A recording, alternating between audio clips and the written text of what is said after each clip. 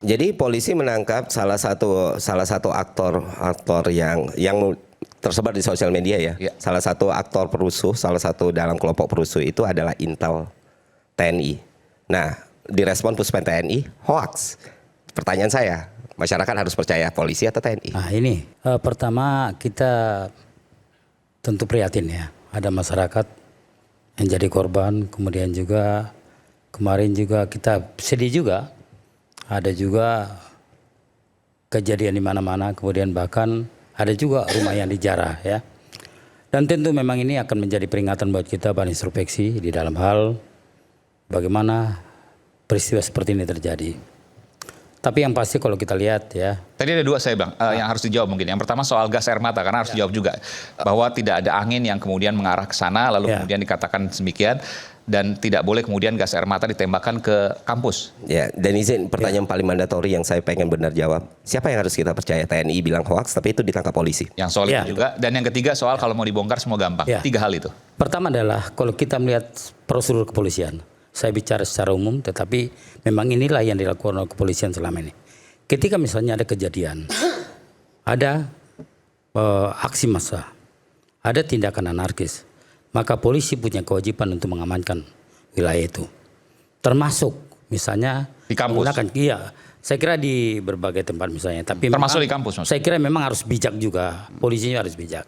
Di dalam hal ini kalau kita lihat adalah Enggak, kita sepakati dulu, termasuk di kampus ketika itu melemparkan gas air mata, nggak ada masalah selama itu untuk pengamanan. kalau kita lihat itu, kita lihat dulu.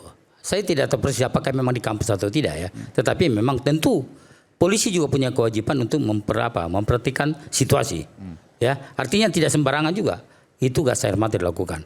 Pertama, kalau misalnya kita melihat ada tindakan anarkis, maka polisi punya kewajiban untuk memperingatkan. Termasuk misalnya menyampaikan kepada masyarakat, kami kepolisian bahwasanya tolong jangan melakukan tindakan anarkis, tolong melakukan tertib dan sebagainya ya. Dan itu kewajiban polisi. Ketika itu misalnya tidak ditanggapi, kemudian terjadi ada pembakaran, terjadi ada pengerusakan.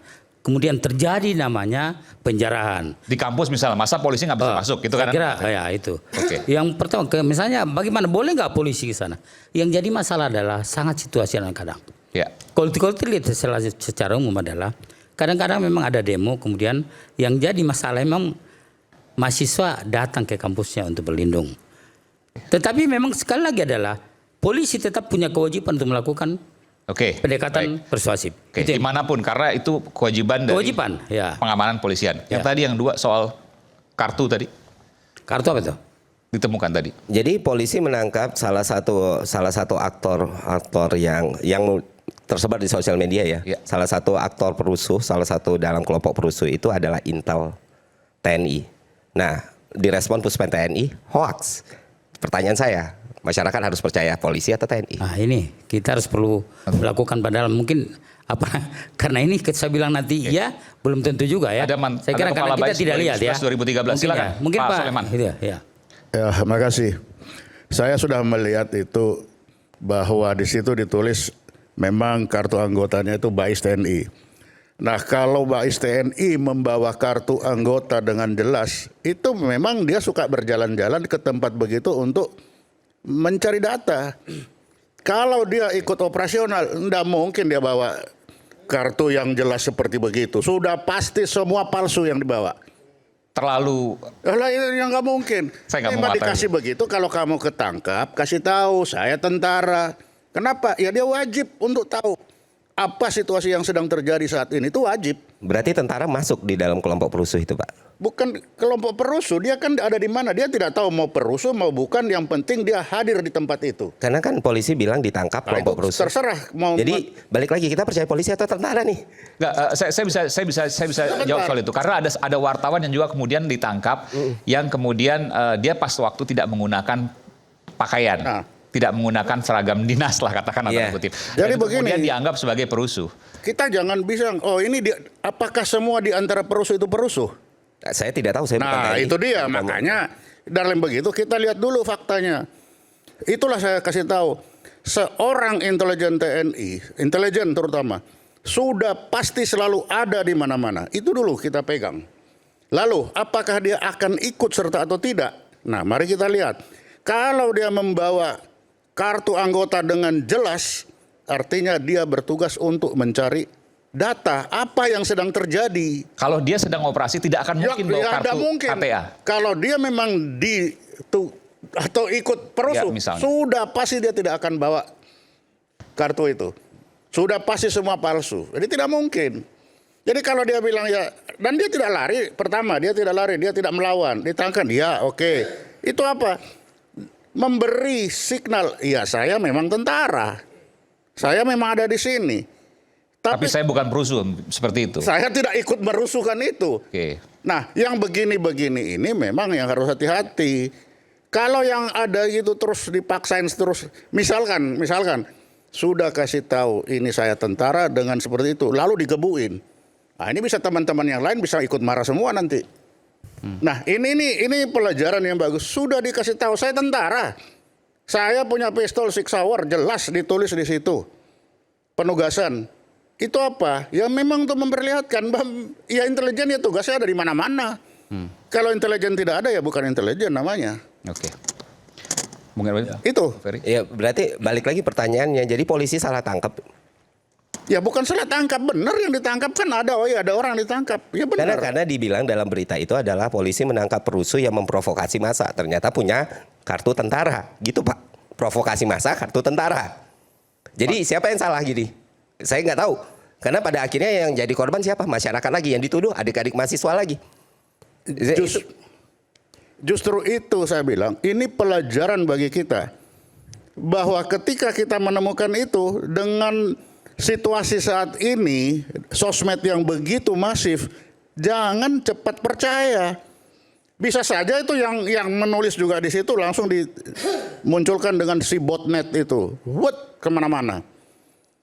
Tapi itulah saya kasih tahu, kalau intelijen itu di mana dia berada, tidak mungkin dia kalau ada sedang bertugas melaksanakan sesuatu itu dengan identitas yang benar. Tidak mungkin. Itu seluruh dunia, itu bukan hanya Indonesia. Tidak mungkin. Tapi kalau dia sedang ke sana hanya sekedar mencari data, ingin melihat nanti apalagi tentara. Dia masuk ke sana satu saat mungkin ada intelligence exchange dengan polisi, dia ada di antara situ tahu siapa. Dengan harapan itu tadi kalau ketangkap polisi pun ini loh, saya betul-betul bukan ikut di sana. Saya adalah anggota TNI, bukan TNI saja, intelijen, bukan intelijen saja, BAIS TNI dengan kelengkapan pistol Sig Sauer. Itu menjelaskan inilah saya betul-betul bertugas.